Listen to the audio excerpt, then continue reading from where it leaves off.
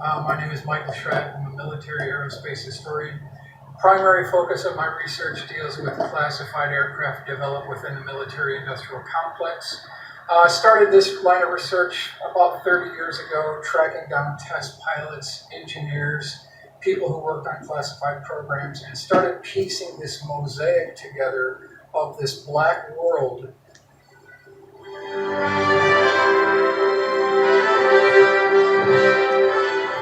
Tell the difference between a man-made vehicle and an extraterrestrial vehicle.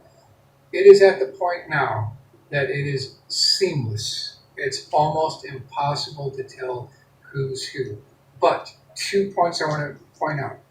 If you hear about a vehicle, or if you see a vehicle firsthand that's tested on a Thursday night, there's a strong possibility it's ours. If you see a vehicle that has bulkheads, that has transparent panels and has rivets fastening this together with an electrical humming noise, there's a very strong possibility it's one of ours. But at this point, it's reached a segment of the technology where it's seamless. If the extraterrestrial vehicles are being mixed in with our man-made vehicles, you'd never tell the difference. That's how far the technology has progressed.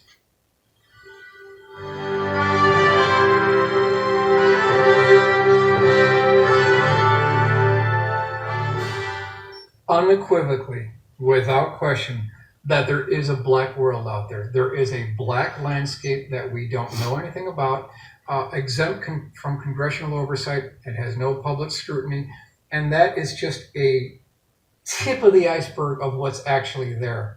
There are dozens of programs that we still don't know about. There could actually be hundreds, but there are at least dozens of classified black budget programs that we don't know anything about. And I will refer you to a quote by President Abraham Lincoln when he stated that you can fool all of the people some of the time. You can fool some of the people all of the time, but you can't fool all of the people all of the time.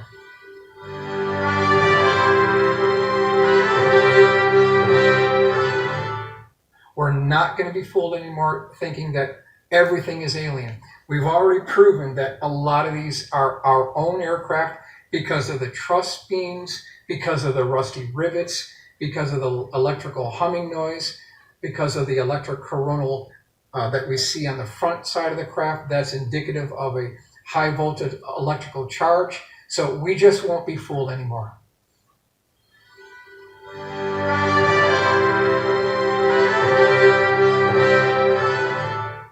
The reason why I'm passionate about it is because it could change the world. We are between 100 and 400 years behind where we should be right now. We're living in a matrix. This is not the real world. We don't need internal combustion vehicles. We don't need coal fire plants. We don't need wind generating windmills. We don't need solar power. All of that is obsolete technology. We could be living at least 100 years beyond what we're living now. And when you can control gravity, you can control time. We could be looking at something way more advanced than we could even dream of. That's the reason why I'm into it. We could change the quality of life for everyone on this planet instantly with this technology. That's why I'm in it. And the only way that's going to happen, according to Gordon Cooper, who's our original Mercury 7 astronaut, is if the scientific community comes together as a united coalition and usurps and goes over the head of the defense contractors. And unless and until that happens, we're still going to be living in this level 1 society using these old gasoline-powered vehicles with these coal fire plants and these nuclear power generating reactors. We're going to be living in this obsolete world for the next 100, 500 years if we don't take and break away and take matters into our own hands. We've got to do it for our children, for our future generations. We've got to do it. We've already made the gravity breakthrough, according to Dr. Greer, and it's absolutely referenced in the works that we've made the gravity breakthrough October 1954. Factor in the billions we've already spent on these programs. Over all that time period, you know they've made the breakthrough. you know that we don't need liquid rockets to get in space now. And all this stuff about the Saturn V rocket and the space shuttle using liquid rockets, we're talking about obsolete Model T Ford backwards dinosaur technology using liquid rockets. There's a better way to go to space. They made the breakthrough October 1954.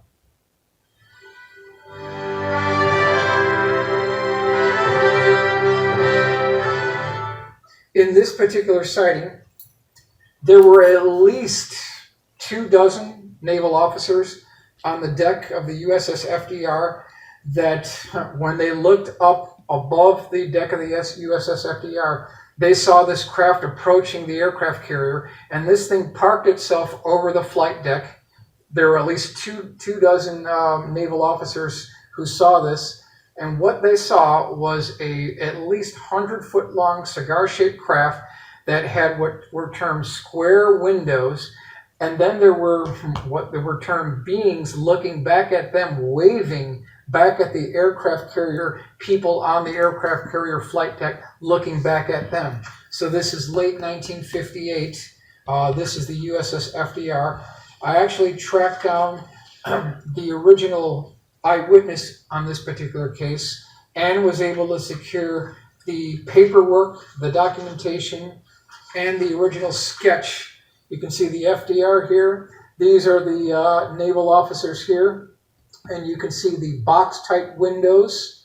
And then this craft came down so low that the naval personnel on the deck of the aircraft carrier could actually feel the heat emanating from the craft on their faces. That's how low this thing was. And then this thing took off from their location. But there were multiple eyewitnesses. It's been confirmed.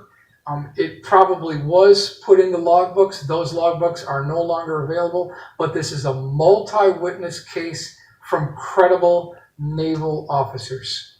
Many of our naval warships have been basically tracked and followed by UFOs, by USOs. At least 51% of UFO cases are in point of fact USO cases, unidentified submerged objects, where these craft have been seen bursting out of the ocean and flying right off into space, being tracked by radar, being scrambled, F-4 Phantoms trying to track these craft. They could not be tracked by our naval aircraft. No way. Way beyond our capability. We're talking about 1958 here technology. So who is flying these things out of the ocean? Who is, tracking our naval submarines at over 160 knots back in the 1960s? These occurrences did take place, no doubt about it.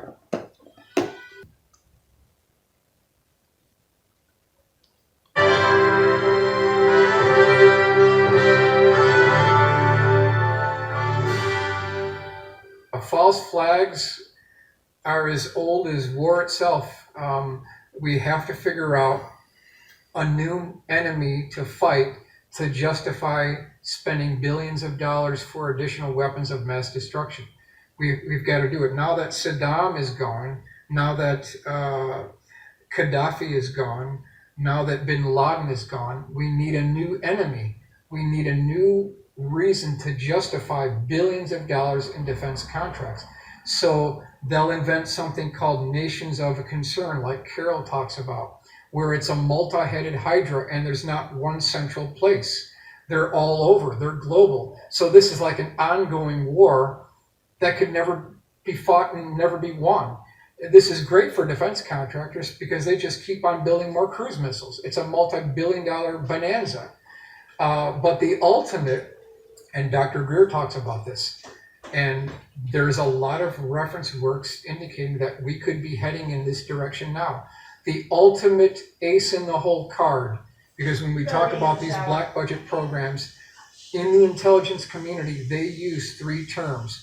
They're called ace in the hole technologies, they're called trump card technology, and they're called silver bullet technologies. The best way to increase defense spending might be to create a false flag alien invasion using these craft that look just like alien craft, alien extraterrestrial UFOs, to fool the public into thinking we're being invaded to justify spending billions on more additional arms. This could be the ultimate arms bonanza, and we could be very close to such a scenario right now.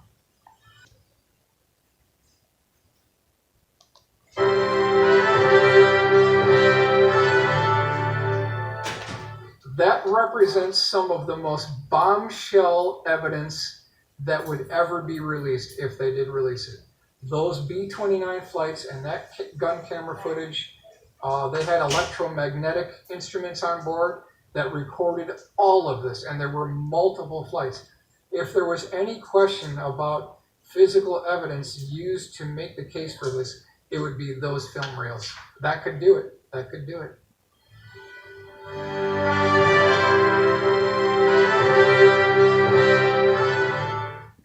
It's just my personal assessment that before we can disclose the alleged extraterrestrial reality to this phenomenon, we have to disclose the man-made part of it first. I mean, doesn't that make sense that we should take and disclose and release the terrestrial end before we can jump on something that's even more exotic than that? So it's my job to track, to identify, to disclose to the best of my ability the man-made nuts and bolts military aerospace defense contractor end of this, because these vehicles can be mistaken many times for something that we think might be an extraterrestrial vehicle. And the only way that I know of to do that is to interview the Lockheed Skunk Works engineers, interview the test pilots, drill down on the university archives, get into the Aviation Week articles, and track the historical research and the legacy of the gravity research and how that started in the mid-1950s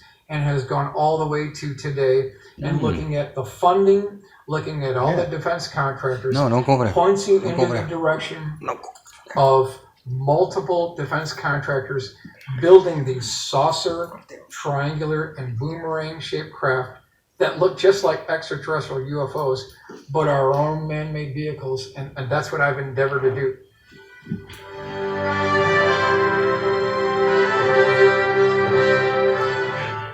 It could potentially be a beautiful future. It will be a non-polluting future.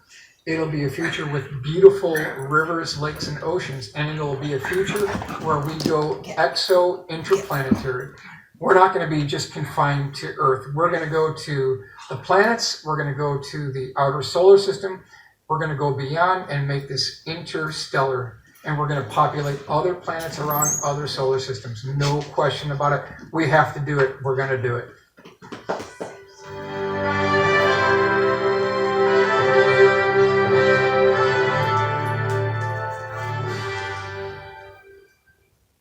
Phoenix Lights, that's March 13th, 1997, seen by thousands of people in the Phoenix area. Certainly got right into this Phoenix Sky Harbor airspace, but I want to point out that the sighting actually started in Nevada at around 7:55 p.m., made its way all the way down to Tucson later that evening. Now, how do flares go from Nevada all the way down to Tucson? Flares only describe part of the Phoenix Lights. Now, this was a Thursday night, March 13th, 1997.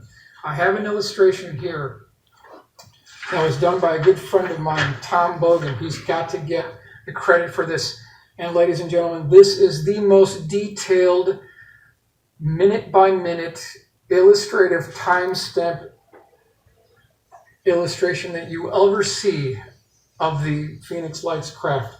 There is no one who's done a better job than Tom Bogan. As you can see here, it started up at 8:15 over here in Paulden, Nevada, worked its way down 8:30 at Sunset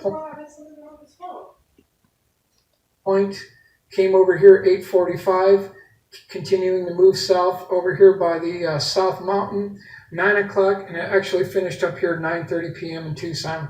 You can see the flares in this location. So bottom line is, flares do not explain the entire sighting of the Phoenix Lights, March 13th, 1997. Now, we also have another document to consider as well, and that comes in the form of this document right here. This is the Air Force 2025 report, and this is a wish list of what the U.S. Air Force would see. They would like to see this implemented by the year 2025. And as you go through this document, they have all these different configurations, different technologies they'd like to see. But I want to bring your attention to this particular technology right here.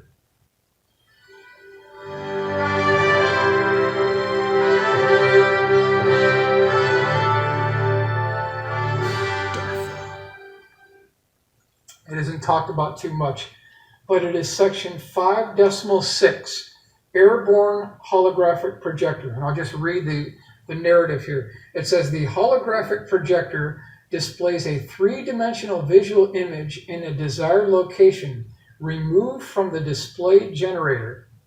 The projector can be used for psychological operations and strategic perception management. It is also useful for optical deception and cloaking, providing a momentary distraction when engaging an unsophisticated adversary. So, is this a possible Rosetta Stone for the Phoenix Lights craft?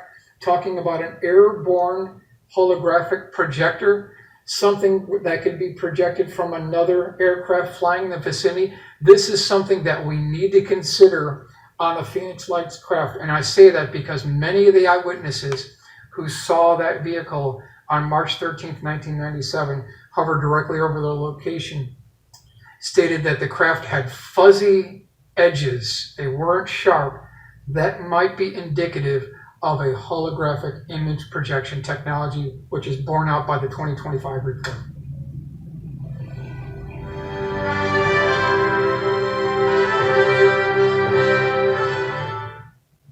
This is the configuration that was seen by Tim Lee over his house. It was such a low type flyover that he said he could hit it with a baseball. That's how low it was. National Geographic Channel came back later, interviewed him.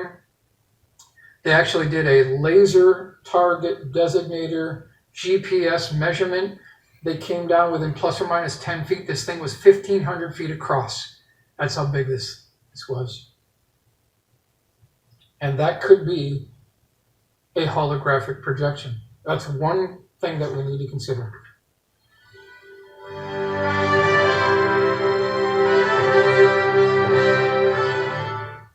Okay, so let's look at this really quickly. When we talk about the military-industrial complex, the aerospace end of the military-industrial complex, we're talking about something called Aerospace Alley. That is from San Diego all the way up toward the Los Angeles Basin, heading northeast on the 14 to Lancaster, Palmdale, going to the Mojave Edwards Air Force Base. That's the corridor that we're talking about. Now, what is the heart of that aerospace complex? It is Air Force Plant 42, which I've got a map here showing you the direction and how to get there. Take 14 north. This will take you to Lancaster, Palmdale. This is Air Force Plant 42.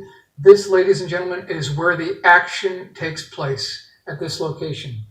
Over the years, McDonnell Douglas has had a laboratory here. Lockheed absolutely has a facility here. Rockwell has a facility here where they built the space shuttle. Northrop has a facility. Boeing has a facility. But for this particular discussion, we want to focus in on the Lockheed plant, and that's this detailed layout right here. This is Plant 10, the Lockheed Skunk Works, and it's been stated that 80% of what the Skunk Works does is completely classified.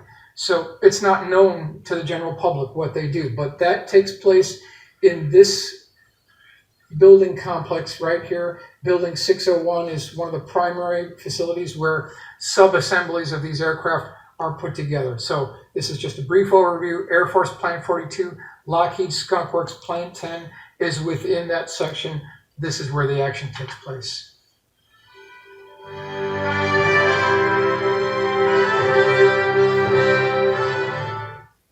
A-12 Avenger 2, as we mentioned before, this is a McDonnell Douglas General Dynamics program. It was canceled by Dick Cheney in 1991 at the cost of $5 billion to taxpayers. There's absolutely nothing left of the A-12 program. Despite all that money, it's all gone. It's like a total waste. And this is just kind of a poster child for how these programs, when they're basically, they tried to make this a fixed price contract, but the cost overruns went out of control. They eventually canceled the program. What about the programs we don't know about? A12 is just an example of one that we do. What about the programs that we don't know about that got shoved under the carpeting? We could be talking about billions of dollars that have been wasted that could have actually helped American citizens in the economy. It could have improved the education. It could have retrofitted our infrastructure. Something to consider. But again, A12 Avenger 2, $5 billion down the drain. I want to make a special mention of the TR3B. This is the ubiquitous TR3B flying triangle.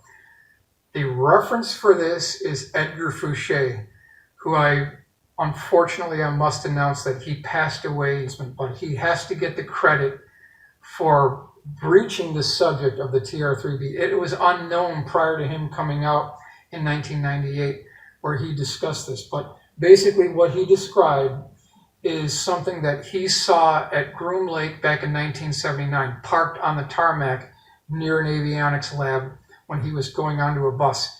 He stated that he actually saw this vehicle parked at Area 51. He described there being two different sizes, one being 300 feet per side. The other one was 600 feet per side. Had multiple different missions. It could be used as a troop transport, cargo transport. It also had what he termed at least two nuclear reactors, which served as the power source for something called the magnetic field disruptor. And what they would do is they would take a pressurized liquid mercury that was rotated at 50,000 RPM and pressurized to 250,000 atmospheres. And when you do that, it has the capability of altering or warping the localized gravity field, thereby reducing the G forces by 89%. So when you see these craft, these triangle craft, making these 90-degree right angle turns, stopping on a dime, reversing direction, making these 40G turns, with this technology, they have the technology, they can do it. According to Edgar Fouché, he saw it in 1979. So that may explain a lot of the UFO sightings that we've seen of these big black delta flying triangles that have been seen all around the world since at least 1974, 1975 timeframe. So I just want to give credit to Edgar Fouché, who was the first one to breach the subject.